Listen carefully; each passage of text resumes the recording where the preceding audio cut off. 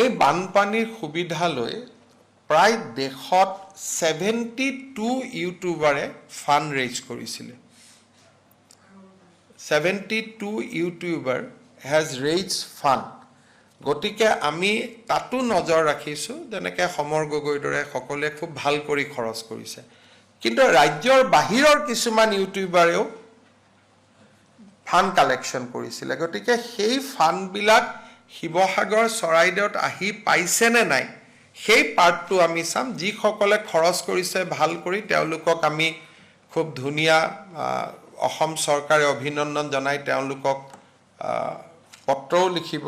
কিন্তু যিসকলে পুঁজি কালেক্ট কৰি ফ্লাডত জমা দিয়া নাই তেওঁলোকৰ প্ৰতিও আমি নিশ্চিতভাৱে নজৰ ৰাখিব লাগিব এতিয়ালৈকে আমি 72 একাউণ্টছ আইডেণ্টিফাই কৰিছোঁ যোনে নেকি ডিউৰিং দ্য ফ্লাড টকা কালেক্ট কৰিছে কিন্তু তাৰ ভিতৰত মই আকৌ কৈছোঁ যে বহুতে ইতিমধ্যে সহায় আৰম্ভ কৰিছে কিন্তু যিসকলে কৰা নাই কাৰণ অকল অসমৰ ইউটিউবাৰ নহয় গোটেই দেশৰ বিভিন্ন ষ্টেটৰ ইউটিউবাৰেও ইয়াত টকা কালেক্ট কৰিছে আৰু কিছুমানে এনেই কৈ দিছে যে আমি 2 কোটি দিলোঁ 50 লাখ দিলোঁ গতিকে আমি তেওঁলোকক সুধিম যে আপোনালোকে একচুৱেলি ক'ত কিমান দিলে যাতে ৰিপিটেশ্যন নহয় তেওঁলোকেও দিলে গভৰ্ণমেণ্টেও দিলে ৰিপিটেশ্যন হ'ব গতিকে যাতে ৰিপিটেশ্যন নহয় আমি তাৰ বাবেও নজৰ ৰাখিব লাগিব মই চক অসমীয়া মানুহটো সংবেদনশীল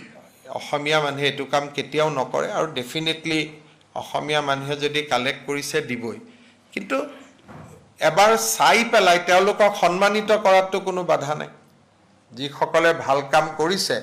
তেওঁলোকক গামোচা এখন পিন্ধোৱা সন্মান প্ৰদৰ্শন কৰাটো কোনো বাধা নাই গতিকে এনেও যিসকলে ফ্লাডত আমাক সহায় কৰিছে NGO হওক বা কোনোবাই দেশৰ বাহিৰৰ পৰা বিদেশৰ পৰা যোনে যেনেকৈ সহায় কৰিছে ৰাজ্য চৰকাৰেতো তেওঁলোকক সন্মান এটা জনাবই লাগিব গতিকে এইটো আমি ইনকুৱাৰী নহয় আমি সন্মান জনোৱাৰ প্ৰক্ৰিয়া এটাহে আৰম্ভ কৰিম যে যিসকলে ভাল কৰি কাম কৰিছে তেওঁলোকক অন্ততঃ গামোচা এখন পিন্ধাই সন্মান জনোৱাটো অসমবাসীৰ দায়িত্ব আৰু কৰ্তব্য আৰু মই এইটোৱে কৈছোঁ যে 72 একাউণ্টছ আমি আইডেণ্টিফাই হৈছে আমাৰ পুলিচে আৰু আইডেণ্টিফাই কৰি আছে তেওঁলোকৰ যিটো চাইবাৰ সেল আছে